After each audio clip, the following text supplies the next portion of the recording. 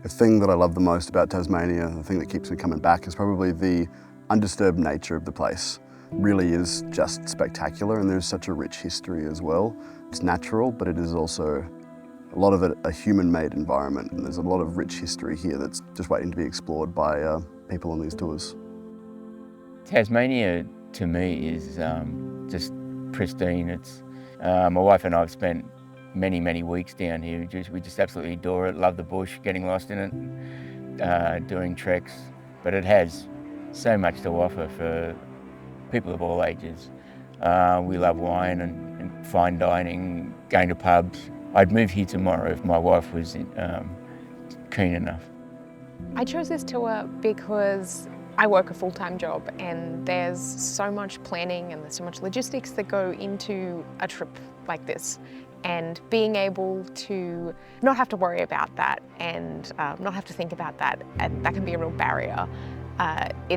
It's that opportunity to go and still have an adventure, but not have to worry about everything that's involved in getting there.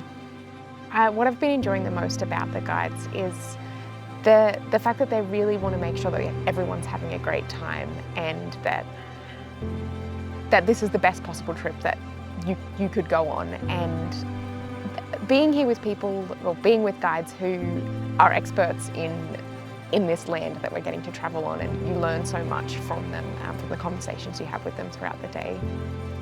The guides are so knowledgeable and so experienced when it comes to understanding the specific flora and fauna of the area. They just knew so much about everywhere we went. They would share with us their knowledge, like very intricate details about the history of this amazing country that we were walking on. So the guides were just incredible.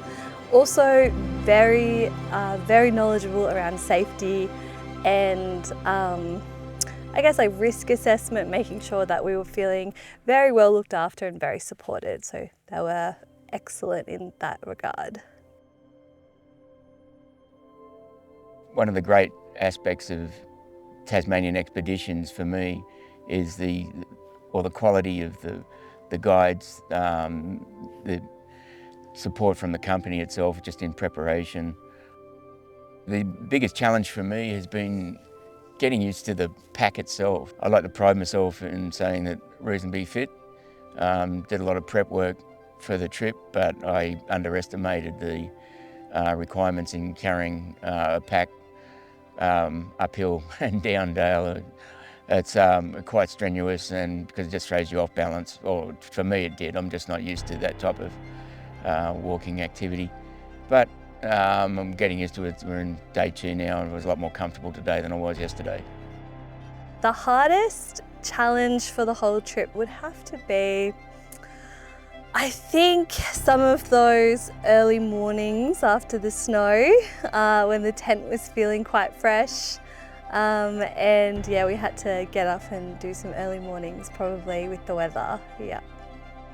There was a moment when we were all huddled together out of the snow and the rain having dinner, and we kept inching in closer and closer, and it was just a very different experience from when we first came together, and we're all quite separate within the group, and then towards the end all just coming together and being quite connected. My favourite part of the Overland Track would have to be the times that we got to swim. It was just amazing. Having that cold plunge after a hard day's walking was magical, so much fun. My favourite part along the Overland Track would probably be day 5, waterfall day. Throughout the day we experience a number of different waterfalls, and each one gets a little bit bigger and a little bit better than the last one. All the while in between, it's just beautiful canopies of cool temperate rainforest that are just second to none. A highlight is absolutely the swim that I went for this afternoon. It was just the most glorious way to end the day, and yeah, just beautiful.